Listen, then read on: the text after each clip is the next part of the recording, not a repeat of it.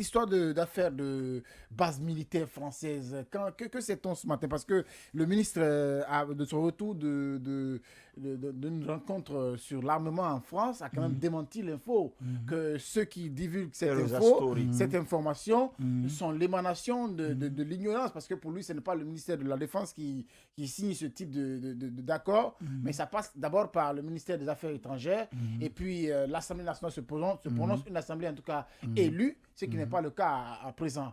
Oui, mais on le sait, on a vu, on a tous vu cette information. Sauf qu'en Guinée, les rumeurs... oui, parfois les rumeurs finissent... Bon, les rumeurs finissent généralement par se confirmer en Guinée, parce qu'on a vu cette histoire, cette information sur les réseaux sociaux, notamment sur Twitter et Facebook. Il y a beaucoup de personnes qui parlaient d'une probable installation des militaires français en Guinée, ce qui nous a réellement fait peur, parce que connaissant un peu comment ça se passe dans d'autres pays, et quand il y a forcément un contexte surtout un peu plus particulier, quand il y a une base militaire dans un pays, on s'attend forcément à un conflit, on s'attend entre guillemets à des guerres, surtout à des pressions quand même, des pressions de ces États de part et d'autre. Donc avec cette information, il y a le Idi Amin qui a démenti cette information quand il est rentré. Avant lui, il y a eu Saliba Coulibaly qui a démenti l'information. Il y a Idi Amin aussi qui a démenti l'information.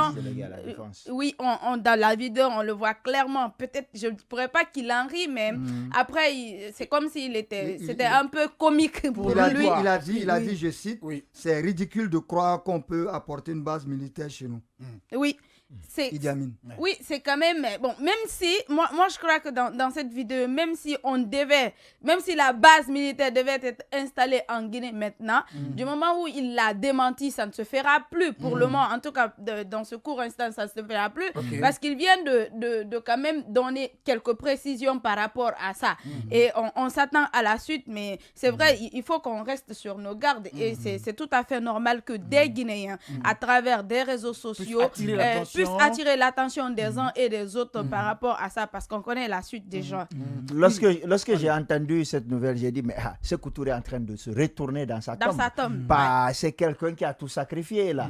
On peut tout dire de Sékou Touré, mais on ne dira pas qu'il a détourné un franc du pays. On peut tout dire, mais on ne dira pas qu'il a accepté un temps soit peu la soumission de la Guinée. Il a toujours voulu que la Guinée soit véritablement indépendante.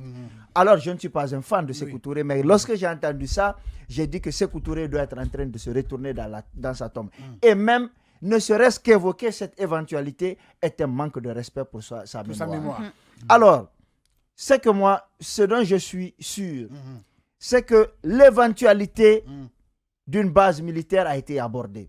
A été évoquée par qui en Guinée, je ne sais pas. Mais est-ce que la France en a eu les velléités? Oui. Souvenez-vous que la France est en train d'être chassée du Mali. Et beaucoup d'autres pays africains francophones sont en train de suivre l'exemple du Mali. Il y a un sentiment anti-français. Exactement, clairement. Alors, la France se dit que le seul pays aujourd'hui qui n'a pas une base militaire étrangère, c'est la Guinée. Et dans cette situation particulière, on peut commencer à poser les jalons de l'installation d'une base militaire. On se rappelle que lorsqu'il y a eu Ebola, la France a voulu mettre une base militaire en forêt pour soi-disant nous aider à mieux combattre. Alpha Condé avait refusé, bien entendu, demandant à ce que les Français nous envoient les équipements et forment nos médecins. Donc, la France a ces velléités-là. Et aujourd'hui, si vous perdez votre base militaire au Mali, mais que vous obtenez un emplacement en Guinée, mais vous gagnez au change. C'est vous qui gagnez. La Guinée fait frontière avec 6 autres pays africains. Et c'est un pays qui est ouvert à la mer. Je dis encore une fois, les valets de la France qui se trouvent en Guinée ont été des relais pour tâter le terrain, pour savoir si le Guinéen de 58, le petit de Sékou Touré, est le même Guinéen aujourd'hui en 2021. Mais ce qu'ils n'ont pas compris, c'est que le Guinéen grandit, naît quasiment avec ce sentiment de fierté d'avoir un pays qui n'a pas de base militaire étrangère. Donc non, c'est une vérité.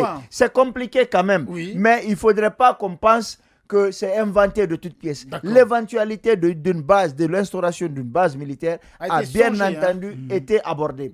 Mais ce qui a renforcé c'est qu'au moment, cette thèse, c'est qu'au moment où on en parlait, le ministre de la Défense, par le fruit du hasard peut-être, se retrouvait au niveau de l'Eurosastori, exposition aéronautique internationale qui se passait en France, l'Eurosastori. Donc, c'est en fait plusieurs facteurs, fruits peut-être du hasard, qui se sont recoupés. C'est ce qui fait que cette hypothèse a été sérieusement renforcée. Mais que l'État, que l'armée prenne un communiqué, que le chef d'état-major parle, que le ministre de la Défense, délégué à la Défense, démentisse, c'est déjà une bonne chose parce que ça permet de couper court à toute rumeur. Tiens, alors...